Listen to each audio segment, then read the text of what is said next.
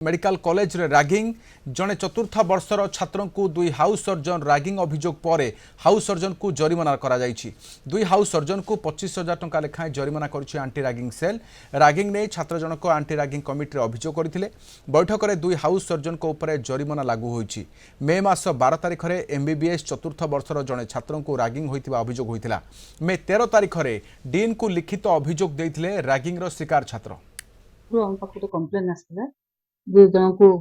physical ragging करा हिची बोली कारण ताको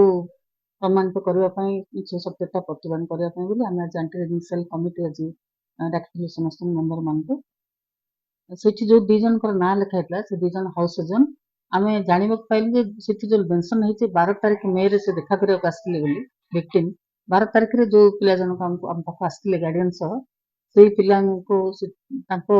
आमे संदेह करछु से लिखिते बोली एक्चुअली सेटा दीटा हाउस सर्जन जने फोर्थ ईयर पिला को समान टिके कथावार्ता रे जो वर्बल स्पार्क हेतला जे काई हमको रेस्पेक्ट दोन कथावार्ता आ कोनोसी फिजिकल कि आउ किछ हेनी